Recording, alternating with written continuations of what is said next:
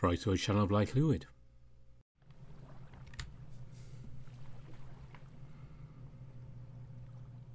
Welcome to the Flying General. This is another May Wolf Jam VN, so it's going to be another of these one-offs. And I hope you're going to like it. I'm not going to say too much. Just get into the story here.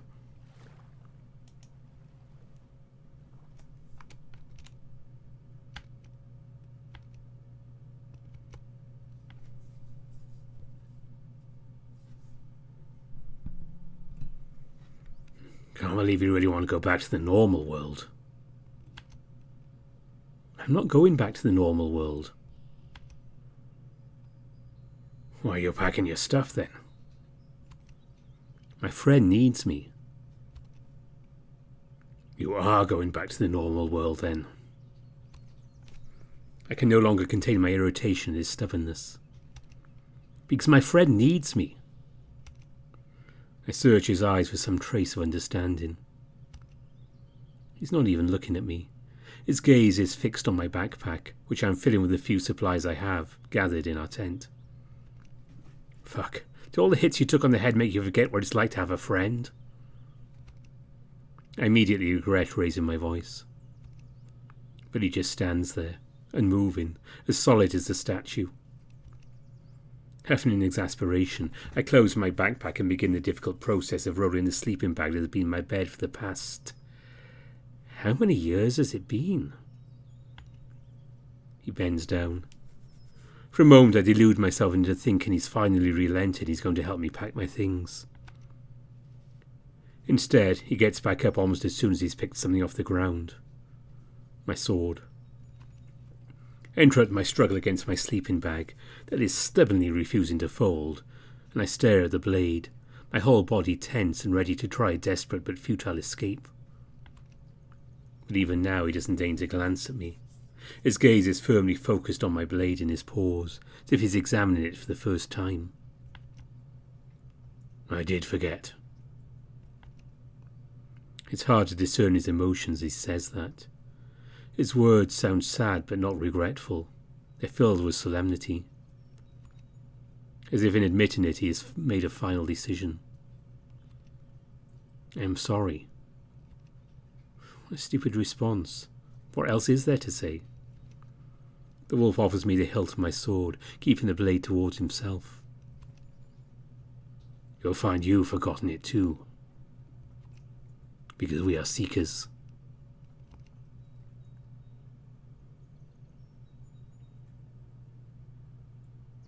I'm ready. The dragon, who's dozing off in the sun leaning against his pike, jumps up and places a paw on one of the handlebars. He glances at the sword hanging by my side and then looks for something behind me. And the wolf? He's not coming. I gather as much. But shall we wait for him to come and say bye? I swallow a lump of saliva stuck in my throat as I resist my instinct to peek over my shoulder, driven by a vain hope of finding him there, ready to follow me on this stranger's bike. We've already said goodbye. I say it peremptorily, hoping he'll get the message across that I don't want to hear any more questions in the same vein. The effect is immediate. The dragon hops on his motorbike and, with a decisive flick of his wrist, the engine begins to roar. Let's go then. The dragon slides forward on the saddle, squeezing as much as he can in an attempt to make enough room for me to climb on board. It isn't easy, and my movements are much more indecisive than his. Between the weight of my backpack and my sword, a limited space afforded me by his huge button tail, it takes me some shifting around before I find a comfortable position. Are you okay back there? You can sit on my tail if it's more cozy. Manny always does it. You won't crush me, don't worry. No, it's all right. I've never been on a motorcycle. The seat isn't exactly comfortable. The idea of piggybacking on the larger reptile is out of the question, despite his chubby shape making him surprisingly inviting. Let's go, to save your boyfriend. The bike roars in agreement. As soon as the dragon takes his foot off the ground, the wind starts whipping on my face.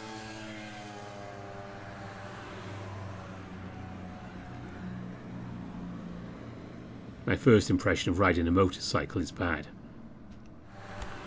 It shakes and wobbles so much that I have to keep my legs squeezed together in order not to get thrown off. At the same time, the unpredictable sudden jerks make the whole experience very unpleasant on my balls. I can't help but wonder what makes a man desperate enough to ride these infernal machines, when the discomfort abruptly disappears. The bike is darting smoothly now, so much so that it makes me wonder if we took flight. But looking down, I realise that the stark difference is due to us having reached one of the paved roads built before the apocalypse. They're not perfect. Looking ahead of me, over the big dragon's shoulders, I can see plenty of spots where the ancient material, called asphalt, is cracked. Not to mention the literal holes here and there, which force the dragon to swerve and move in a zigzag fashion. After the hellish experience a few seconds ago, I silently thank the ancestors for their technology. It's no surprise that old relics of the past civilization like these are still so essential today. I can't see much looking ahead of me, other than the seemingly endless asphalt path. So I decide to finally turn around and glance behind me.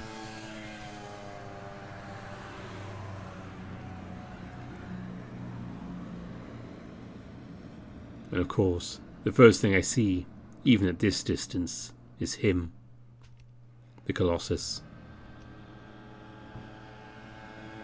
It's so strange to see him from this far away. If I wasn't aware of how much distance we've already covered, I might have mistaken him for a normal person's silhouette, instead of the several hundreds feet tall monstrosity he really is. Looking up to him while standing at his feet, in all his grandeur, it's almost impossible to appreciate his very human shape. At his feet, the Colossus looks as far removed from a human as one can be. The very first time I've laid eyes on him, I've always thought of him as a force of nature. But seeing him again from this angle reminds me that he is not. He is very artificial, created by men to be used against other men. To keep them out. On this side. I'm pulled away from my reverie when the Colossus's body starts to move. My body responds by instinct, stiffening. I have to consciously refrain from bringing my hand to my sword. We're so far away now that I don't even feel the ground shaking under my feet as the Colossus assumes a fighting stance. Or maybe the shaking is masked by the moving motorcycle. The Colossus halberd comes down with incredible speed, till it comes to a sudden stop in mid-air. Even though I should be too far to see it from here, I swear I can distinguish a tiny blurred figure, which impossibly blocks their gargantuan opponents below. Is it a wolf? He wasted no time in resuming his endless battle.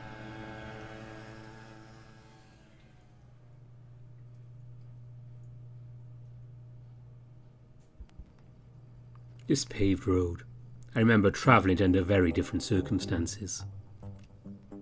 I was still a few moons away from my coming of age then. That means it's already been 5 years.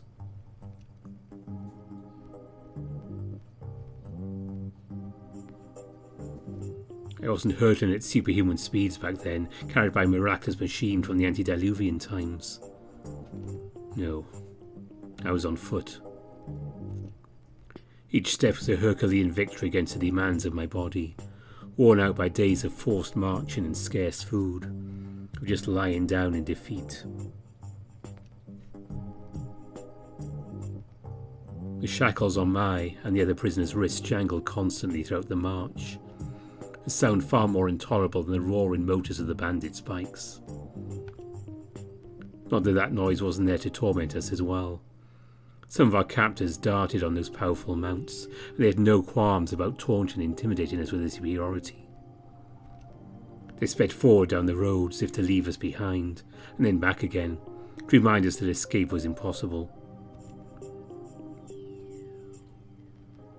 The memories of this whole ordeal are fuzzy, except for one, indelibly burned into my brain.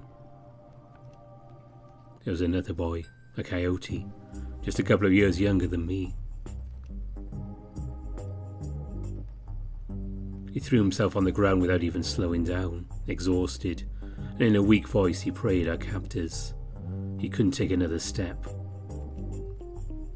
The entire caravan had come to a halt at that point, and despite the pathetic sight, what I was feeling in that moment was not sympathy for my companion, but hope. Hope that they'd be forced to give us just a few hours to rest. Maybe a sip of water.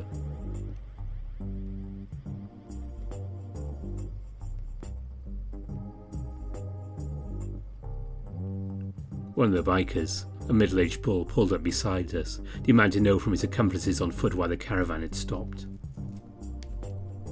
The other low-in-ranking gang members explained the situation to him, pointing to the gasping coyote on the ground.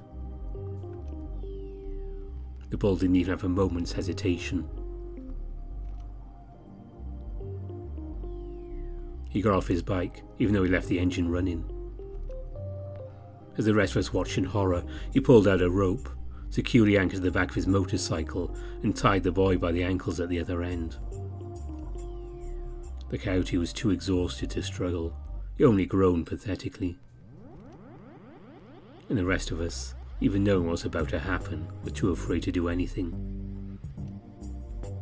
His work finished, the bandit got back on his bike and turned his head towards us. If any else of you worms needs a ride, don't hesitate to ask. His grin was so wide, so unrestrained, I could count all the teeth in his mouth. Having got no reaction other than terrified stares, the bull turned around and revved the engine. The next moment he's hurtling down the paved road at full speed. I did have time to see the poor coyote's body, dragged by the uncaring mechanical monster, his even more uncaring monstrous driver, slammed into the asphalt a couple of times before they disappeared from view.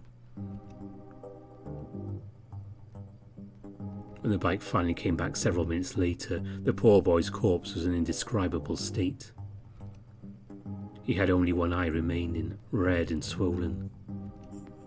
The other was gone, together with much of that side of his head.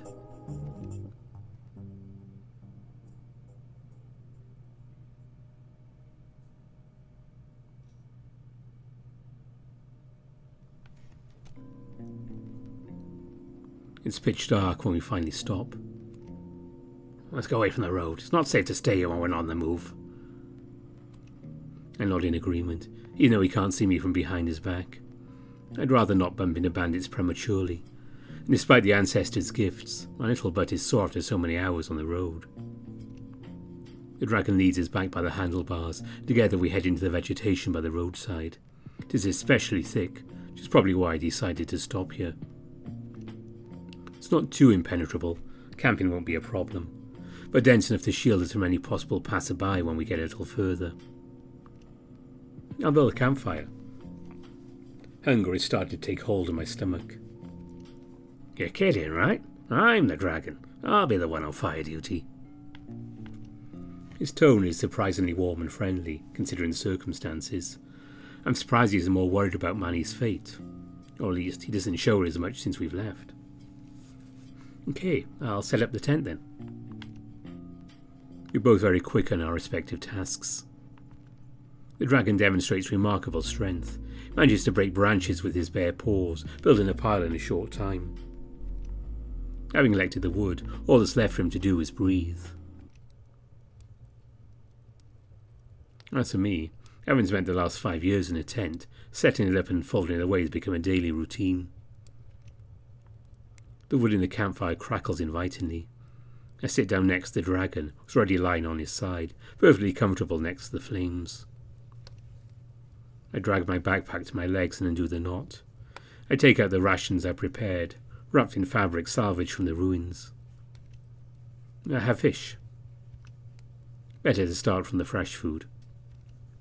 The dragon draws air from his nostrils as I take out the fish from its wrapping, and the fire seems to dance in response, as if he was blowing on a candle. Oh, it sounds delicious. Thanks, Unagi. I stare at him suspiciously to hear him say my name. I find none of the incredulity and amusement I spotted in his eyes a few hours ago when I told him my new name for the first time. He had a kind of look that said, "That's the most ridiculous name I've ever heard." Offering one of my 2 fish to roast, in exchange he offers me a branch that I can use to pierce my meal and cook it on the fire. I don't hesitate to do just that, perhaps getting the fish a bit too close to the fire in my impatience. The smell of burned food fills the air. I'm sorry, I forgot your name. I'm sure he said it to me or introduced himself. I thought I'd have no trouble remembering the name of the first new person I've interacted with in months. I guess old habits die hard. Theo, there's no need to apologise. In fact, I'm afraid I didn't even ask for your mate's name. I'm pretty sure Theo tried to ask him, but the wolf had shut him up with a look. Cody. Ah. The dragon pulls his fish away from the fire, chuckling. Your name's not as scary as I expected, considering. With a loud chomp, Theo swallows half of his fish in one bite. You don't mind me asking, why Unagi? That's not the name Manny told me to look for. I pull my fish away from the fire, but I don't eat it just yet. I stare into its blank eye, lost in thought. I changed my name when I became a seeker. I chose Unagi because... I waved the stick with my roasted fish in front of me, meaningfully. Well, our diet consists of a lot of fish that we catch from the river ourselves. Isn't it dangerous? It's the first time his tone is less than jovial. Seeing him for the first time must have left an impression. No, the Colossus only attacks those attempting to cross the bridge, or the river. As long as you don't venture too far from the riverside, it's safe. The air feels heavy as soon as I mention the word Colossus. I'm reminded that, for normal people, that monster is an object of religious awe, while for us seekers, it's just part of our lives. Did it ever manage to cross the bridge? It's my turn to remain silent. Of course, this is the first thing they always want to know. No. Never? Never.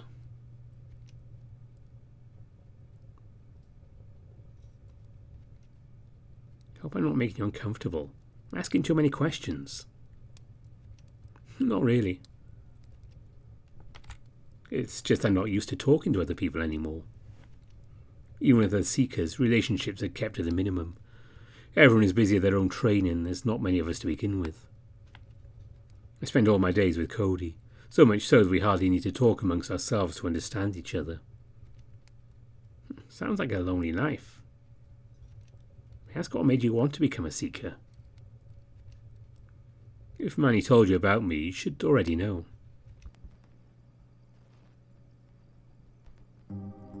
When the bandit biker gang came to Manny's and my village, our families were faced with a choice. Give away freely what the bandits demanded: supplies, valuables, and slaves. Young, strong, healthy boys and young, attractive girls are almost the most desired. Or fight, defend their children. My parents and Manny's, along with everyone else in the village, picked the easy option. They chained us in the public square while my parents watched in silence, and they took us away. Sometimes I still wonder what kind of life I would have had. I have nightmares of that terrible march, that constant struggle to find the strength to take the next step towards.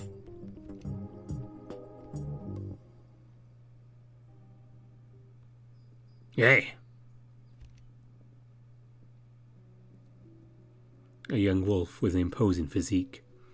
He wears some pants made of that special fabric from before the apocalypse, the kind that bends but doesn't stretch, and carries a sword secured to his back. Where are you taking them? There's a moment of confusion as the sad profession stops. Bandits and prisoners alike trying to find the voice's origin. It takes me a moment to make up the warrior's features in the pitch black night. The defiant gleam in his eyes is unmistakable. Did anyone really come to save us? My faint hope is promptly dashed on one of the bandits. A fox roars in laughter. Got any problem, doggy? A dozen guns appear in our captor's paws, all-eyedly pointed at the stranger. Do you miss any of your friends? Don't worry, you can join them. Drop that sword, raise your paws up and come off your leash pull on. The bandit and his partners burst out laughing some more, like the guy just made the funniest joke they've ever heard. The wolf gives that guy a sharp look, but spreads his arms wide and slowly raises his hands towards the hilt of his sword. The next instant he's disappeared, and a natural scream rings out in the night, a sharp, desperate, bubbling cry, as if it were coming from under a layer of mud. It belongs to the bandit who's making fun of the stranger. His body is being cut cleanly in two. The two halves are dropping to the ground, as if in slow motion. I don't have time to see them hit the ground, because in another instant I'm surrounded by screams, gunshots, splashes of blood. Someone next to me is waving their arms around in a panic. They push me face down on the asphalt. A sharp pain assaults my nose and a taste of blood fills my mouth. I don't move. I stayed on the ground, paralysed with fear, my face pushed against the hard road surface. All hell is breaking loose around me. I'm sure that, if I were to get up, I'd be shot dead by one of the stray gunshots ringing all around me. I stay like this what feels simultaneously like a few seconds and an eternity. Until suddenly, silence. I risk looking up. The first thing I see is the stranger's open paw next to my head. Are you okay? Am I? Finally bring a hand to my face. As soon as I touch my nose, it stings. I must have broken it. But right now I'm just glad I'm still alive. I'm okay. Well, let me see it. His paws grab my shoulders, and as if I weighed nothing, he lifts me up off the ground. I'm a bit wobbly on my feet. The wolf keeps holding me up with one paw to help me keep my balance. Meanwhile, with his other paw, he cups my face between his digits. He's a bit rough with it. I can feel the strength of those fingers. But he handles me carefully enough not to hurt me with his claws. Yeah, you're fine. You just hit your nose a bit hard. Takes a step back. Put your hands forward and spread them as wide as you can. Instinctively I do as he tells me. My short period in captivity has accustomed me to obeying orders without hesitation, but in his case there is something more. The way he took control of the situation makes me feel like a child who knows he can trust his parents' demands. He raises his sword. Do not move. In one fluid motion he cuts the handcuffs as they were paper. They drop to the ground with a loud clang. Finally been able to move my hands after what feels like an eternity. I rub my aching wrists. Now let's also free your mates.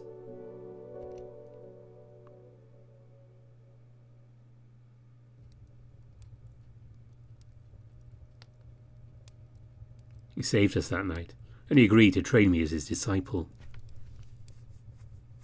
Manny told me about that. He saved both you and Manny that night, as well as many others. And yet, only you followed him and became a seeker. Why's that? Are you sure? I must warn you, it's a lonely life.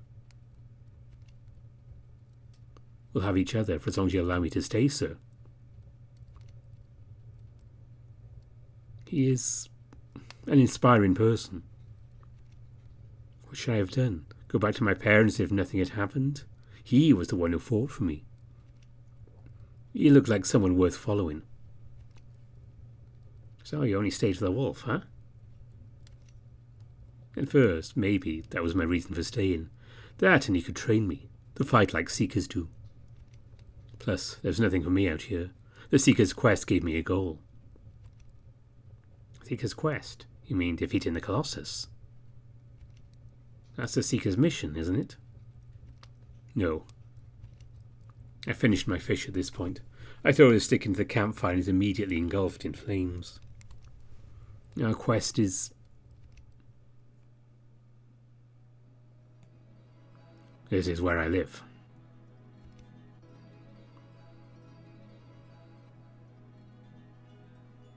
There's a tinge of embarrassment in his voice. These are the most desolate ruins I've ever been in. People are usually quick to settle in them. There it is. Can you see it? Cody points to a spot on the horizon. I pause for a moment to catch my breath after the long walk, then move closer to him. The first thing I see in the distance is the Colossus.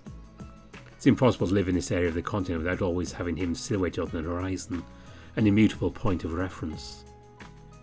But it's the first time I've been this close. His mighty figure fills much of the sky in front of me.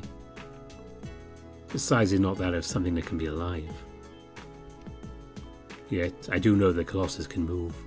I've occasionally seen his shape change position in the distance. Can you see it? Yeah, it's the Colossus. I feel my legs shaking under me. I have to fight the desire to retrace my steps, as far away from here as possible. The Colossus is standing still, motionless, apparently indifferent. If he were to start moving, he could be upon us in a couple of seconds and swat us like flies. No, not that. Look at his feet. I hear the frustration in the wolf's voice, as if I'm missing on an obvious but crucial detail. The bridge. Yes. The Colossus is a machine, created to prevent anyone from crossing. And you seekers try anyway? Yes. He points at something closer to us in the ruins of the village. I don't know if you can see them from here, but seekers are camped all around the village. We live here training day and night. My tent is over there. My gaze follows the direction of his claw. I see no notable feature where he's pointing.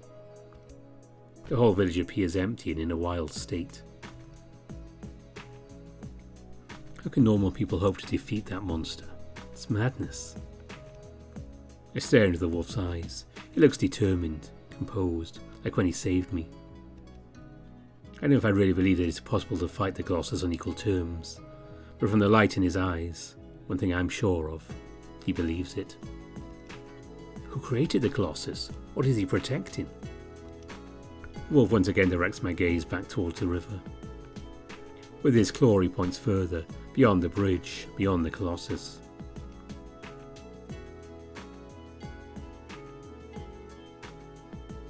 There is a village there, unlike any village I've ever seen. Its architecture vaguely reminds me of all the other ruins I've seen, but its design is different. Elegant, immaculate, seemingly untouched by the passage of time. Looks like I've always imagined those past civilizations to look in their prime. That's Glimmering City. The city that survived the apocalypse. His voice is a whirlwind of emotions as he says these words. They're difficult to pin down. Longing, pride, contempt, hope.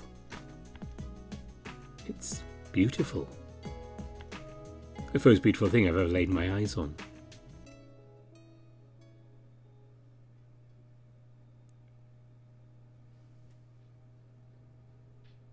We arrive at the biker gang's village late the following afternoon. It consists of ruins from some pre-apocalyptic civilization the bandits have taken over. In particular, I recognise a large rectangular building, simple and utilitarian, with the ancient mysterious word Costco written on its side. Costco.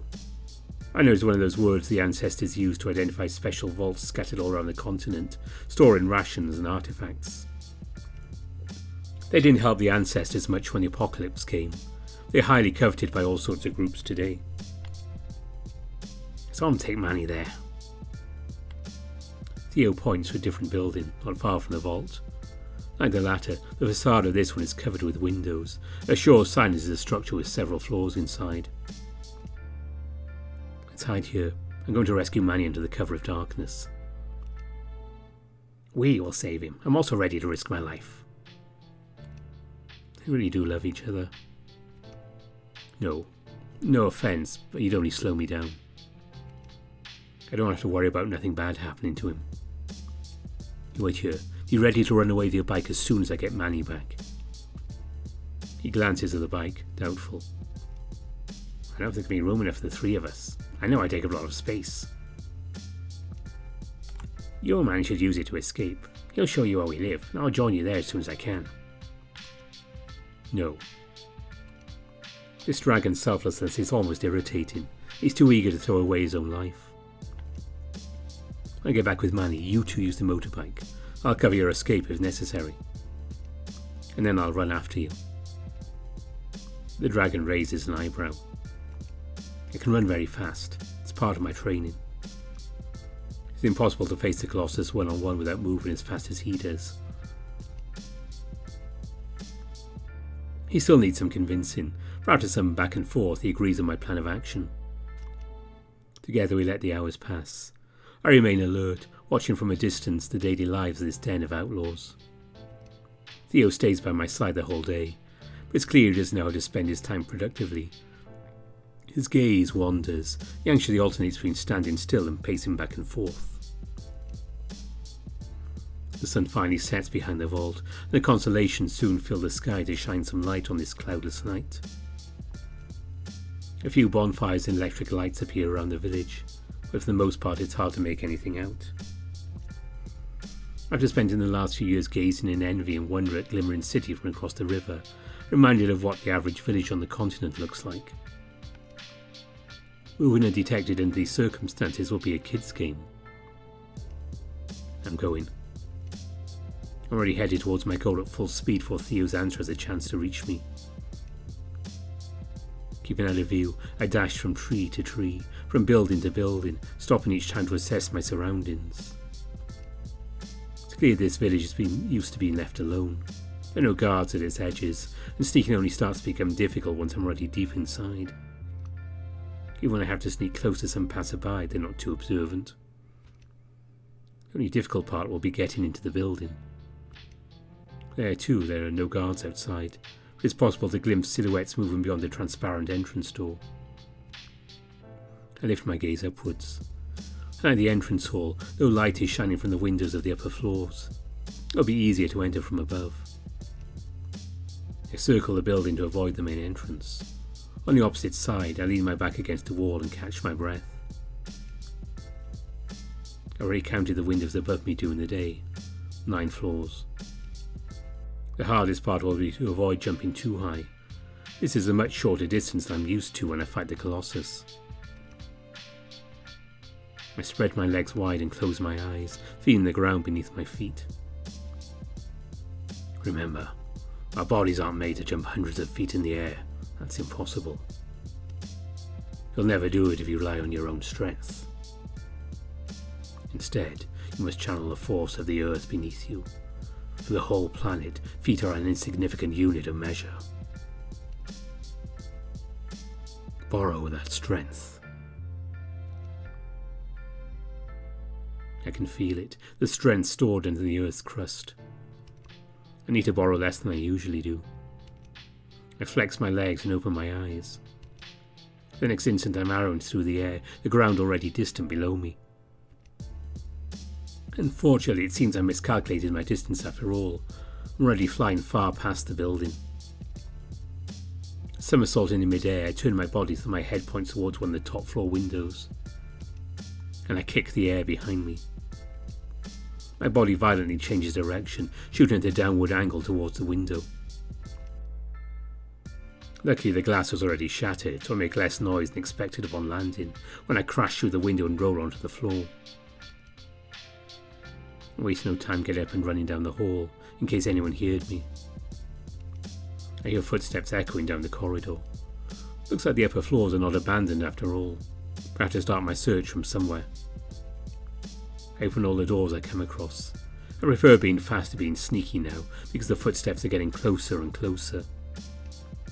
All the doors I open just lead to dark and empty rooms. Until... There are a dozen guys in this room, including Manny, lying or sitting on as many dirty-looking beds. Their gazes are broken, emptied of any vitality, all except Manny's, who lights up upon recognizing me. Dwayne! I brush away the discomfort of being called by my old name. It's not just their gazes that are broken. These poor people's bodies speak of the torture they suffered. Manny takes half a step towards me. The noise his feet make draws my gaze and makes me notice the thick chain confining him to the bed. Stop right there, eh, boy? I turn to see half a dozen bandits rushing to the scene, guns already drawn. I pay no attention to any of them, except one. I recognized his voice when he spoke.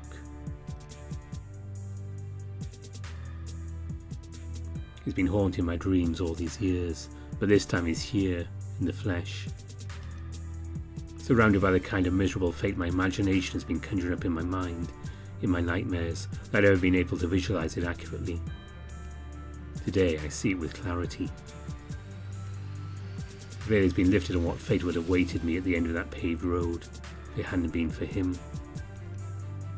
I had the gall to spit on Cody's act of kindness on that day, and take Manny away again. I draw my sword. The goons are yelling at me in words that my mind doesn't even register.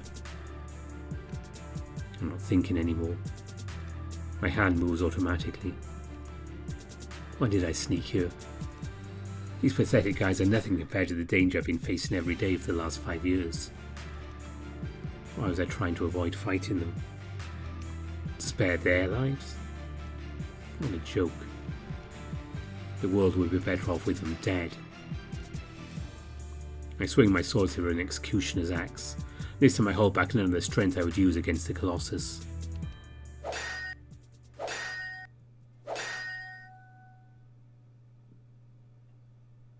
The two halves of the bull's body fall to the ground, just as the whole building begins to shake. My attack then just cut the bandit in half. Its entire side of the building was slit like a pie. Now the structure is collapsing. All around me the terrified screams of the prisoners, able to escape, fill the room, together with the equally desperate cries of their tormentors, or running towards the corridor. Shit, I shouldn't have lost my control. He taught me better than that.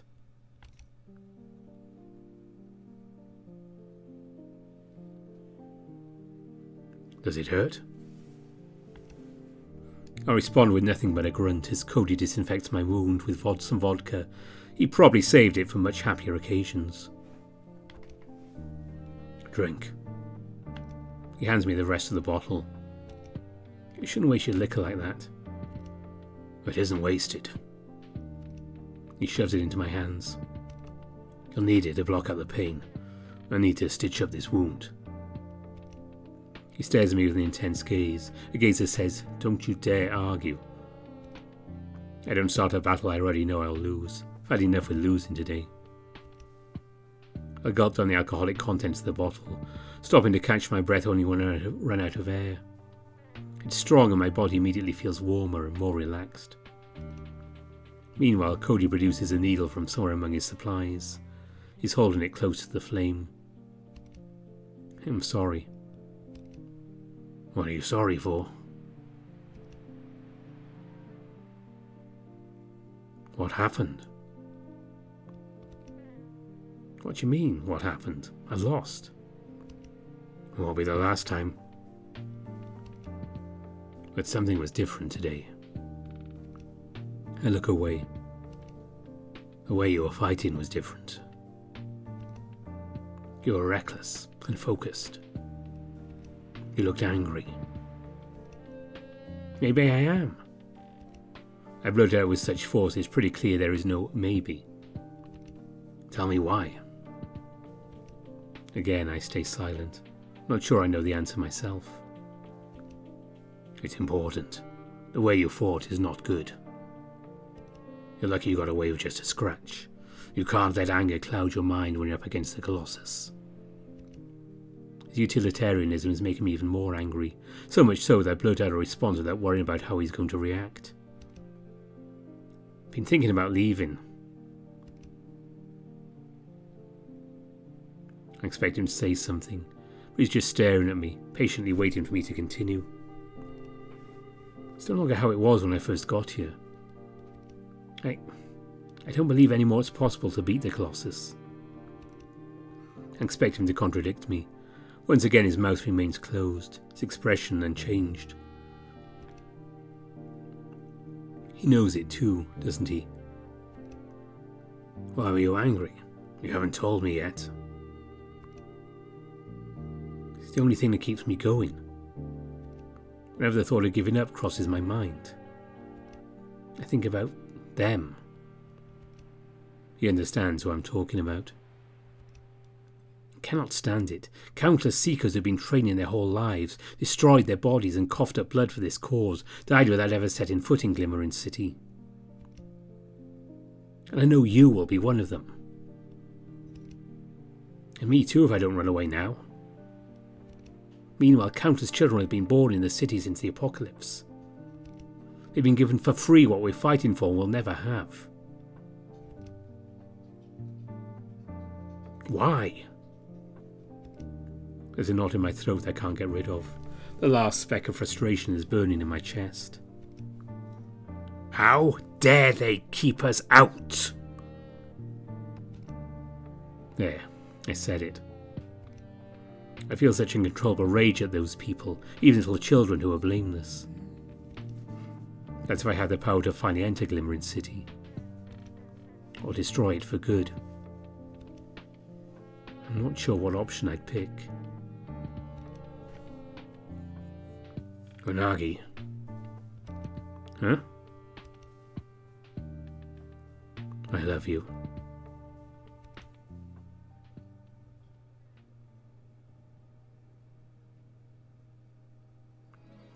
Because of my sloppiness, in the end I had no other choice. After I saved Manny and as many of the prisoners from the collapsing building as I could, any more attempts at sneaking my way out were out of the window. I had to slaughter the entire biker gang village. I see her with you. He's waiting for us. Come with me. He and I sneak away from the other freed slaves. They'll have to fend for themselves now. We can't take them all the way on Theo's bike. They'll manage. The old Costco is theirs now if they want it. They can take what they need and try to go back to their home villages, or take over this one and start from scratch. Manny! The dragon says his boyfriend's name too loudly for a whisper and too softly for a scream. Instantly leaps out of the foliage he was hiding in and crushes the poor manatee in his arms, causing him to let out a pained groan. The dragon releases him from his mighty grip and wastes no time examining his wounds. Oh my god, baby, I'm so sorry. What did those animals do to you? Don't worry, I'm fine. I'll survive. All thanks to Unagi. I quickly raise a hand to interrupt their attempts to thank me. Thank me for what?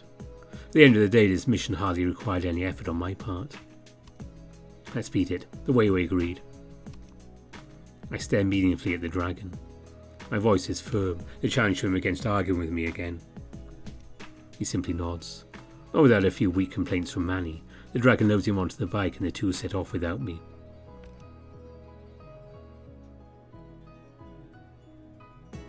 The noise of Theo's engine gets weaker and weaker. Soon I won't be able to hear of the cheers of the prisoners I've freed, still partying behind me. My mission here is over. There's still time to go back to Cody immediately. Try to cross the bridge together today.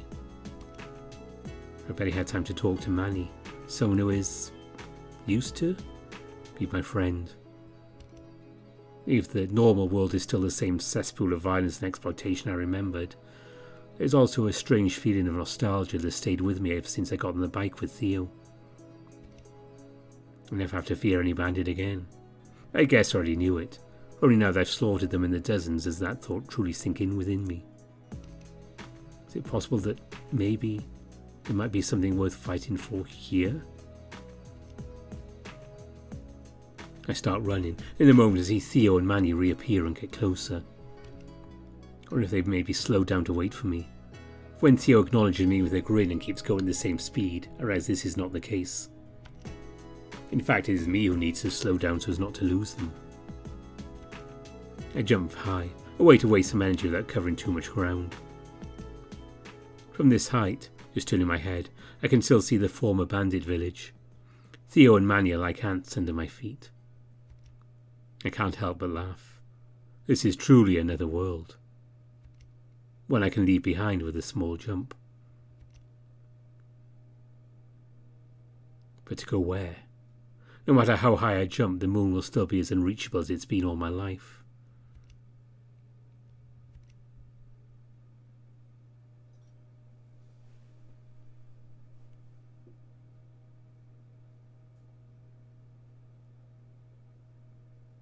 Theo and Manny's house is interesting. Unlike many, it's not the ruin of some antediluvian building. It's just a wood cabin they are proud to say they built with their own 4 hands. It's quaint, really. There's something fascinating about being inside a building and not feeling surrounded by decay and memories of a long-gone era. But at the same time, is this really the best left to be found on this side of the bridge? We have dinner together. We laugh. We talk.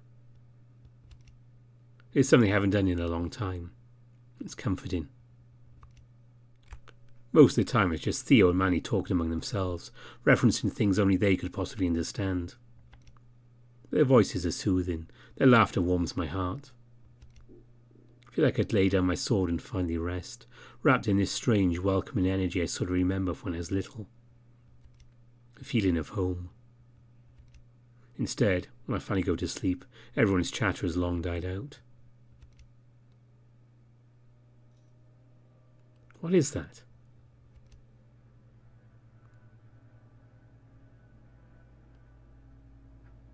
He's placing black and red discs on a wooden board. The discs have curious drawings on them. It's called Yankee. It's a game similar to chess that was played before the apocalypse. From now on, we'll play each night before we go to bed. I stare at the game board quizzically. It seems to be placed in the wooden pieces at the intersection points of the lines drawn on the board, although many of them are left empty. Is this part of our training? Huh? No. This is just for fun.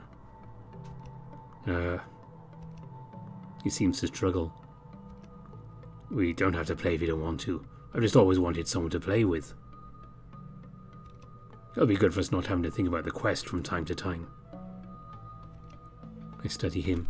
I'm so used to him giving orders and me just following them when it comes to fighting or training. Now he wants to do something else. He looks almost timid. I'm intrigued. Sure, let's play. But you'll have to explain the rules to me. Alright. Cody seems to be pondering something. So this is pretty similar to chess, except I've never played chess either. Oh, right. Some more thinking. So these 2 pieces here are the generals. You play as red and I'll play as black. The objective of the game is to checkmate the opposing general. He shuffles the pieces around in a new configuration. Like so. Checkmate means your general is under attack and it's impossible to save it. So you have to capture the enemy general, but not like by surprise, get it? It must be because it can't be saved. It's actually illegal to let your general get captured otherwise. I stare at the board. Wait, who's checkmating who? Red is being checkmated. Ah! Cody massages his temples. I guess I should explain how the pieces move before you understand. Here. He shuffles the pieces some more. This time only a few are left on the board. Well, let's start with the general. The general can move 1 point horizontally or vertically, not diagonally. Most importantly, it can never leave this area of the board, called the palace. That sounds like a huge handicap. This is supposed to be my weak point, isn't it? Yes, you've got to use the other pieces to protect your general. However, there's an exception to these rules. The general has another rule to its movement. The 2 generals are facing each other with no intervening pieces to block their view. They can perform a special move. Only in that case, your general is allowed to move vertically on the whole length of the board, leaving the palace and capture the enemy general directly. This special move is called the Flying General. He looks weirdly excited about this game. He's grinning. I smiled at him as an encouragement, but he stopped in his tracks and he's staring back at me expectantly. Have you noticed? Huh? Okay, hear me out. I've just told you this is a special move that can only be played to capture the opposing general with your own, right? Yes? I've also told you it's illegal to move your general into the check, right? I mean, you can't let your general be captured. Yes. So you see, it's actually impossible to play the flying general. Because if the player would be creating the conditions to play this move, would also be getting his general into check. This must be something very funny to him. He's giggling and waving his tail. So you're just wasting my time. I accuse him in a joking manner to humour him. What's the point of a special move that can never be executed? That's my reaction as well when they taught me. As I started to play the game, I realised something. If the move can never be played, it still affects the game.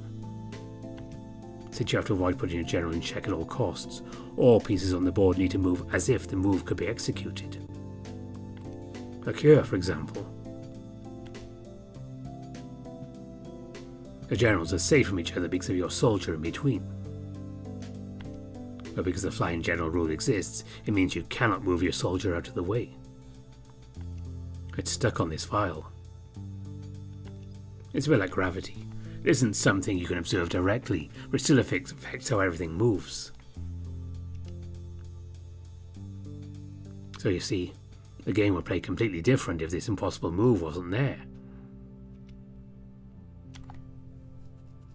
Now, these next two pieces are called... He actually went on to lose that first game between us, as well as many others. I remember him being flustered about it at first, but he laughed it off, said that's why he needed a partner to play with in the first place. He hardly had any real experience playing the game. We did end up playing almost every night. It was a nice distraction whenever our bodies were sore, having been smacked around by the Colossus.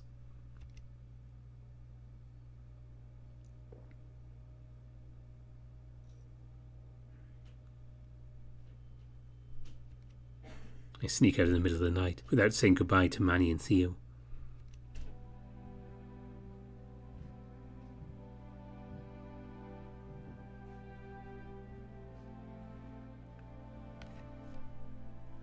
I'm back home.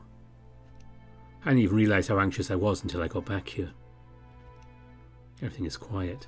It's probably still early for Cody to be attempting a bridge crossing. I walk towards the place where Cody was last camping. He shouldn't have moved from there, as he wishes not to be found. Unless he was angry with me. But no, I'm sure he doesn't hold a grudge. He was just trying to teach me something about how this world works, like he always does, in his own way. Cody! I dropped my backpack and rushed to his side. I've never seen him get himself hurt this badly. Unagi. What happened? I inspect his wound, lifting the badly wrapped bandages. He's lost quite a bit of blood, but it shouldn't be lethal. Not with a stamina like his. I'll live. His voice breaks as he says it, like this isn't supposed to be good news. I don't say anything. I just wrap his head in a tight, warm hug, resting my chin between his ears, avoiding his chest altogether. His ears flick at first, and his whole body starts shaking. The Seeker's Curse. It's caught me. The Seeker's Curse. Age. That's impossible. You're only... I try to remember. 28? I can feel it in my bones, Unagi. Lately all the training I've done has just been to keep my body in its current conditions. I cannot get better than this. This is as good as I'll ever get. It's not good enough. I kiss him tenderly on the head and rock his body in my arms. I want to comfort him. There's nothing I can do. This is how the world works. No amount of empty words will change that. The Seeker's Curse is something we all have to struggle with. Pushing our bodies past their natural limits works only for so much time. Some limits can never be crossed.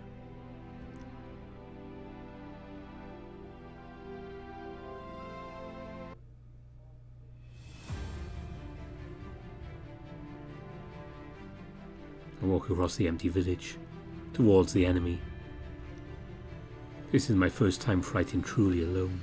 I'm sure Cody's watching me, but I don't turn around to confirm it. This is his struggle now. Mine is to fight for both of us. The first step on the bridge. The Colossus doesn't look down on me. I know he knows I'm here. He won't start attacking me until I reach about the first pillars. So I just stroll there slowly, collecting my strength for this fight. Then I cannot win. Cody never won. Even though he started training when he was a kid. Even though he had me helping. Even though he desired it more than anything else in the world.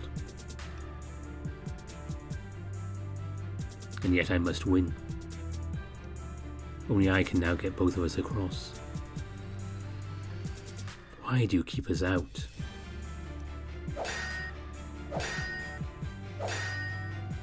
Let me in!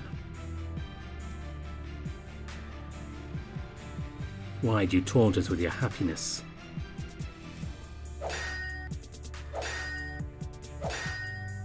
Let me in! If only we never knew you existed. Let me in!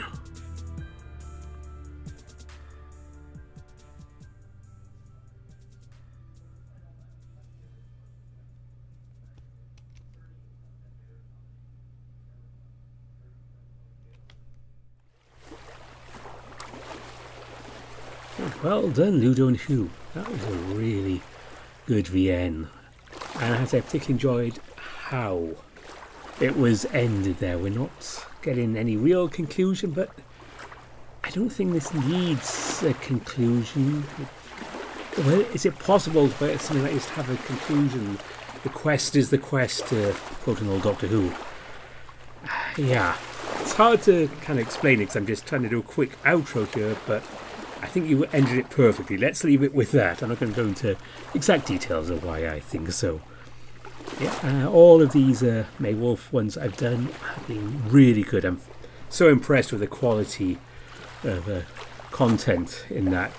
I can't do all of them because I simply don't have the time. Off the top of my head, I don't remember exactly how many it was, but yeah, I'm not going to be able to make videos of all those and keep my regular schedule up. So just picking a few here and there.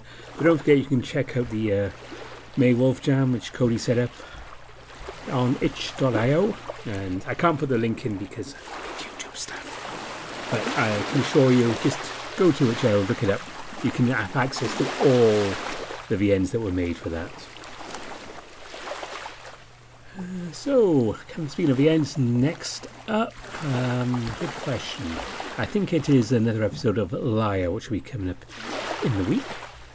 And then something else on the weekend, because I forgot to look at the schedule before I recorded this, so I have no idea what that one is. But we'll be going back to Carol's a couple more of our series after this break for a one-off.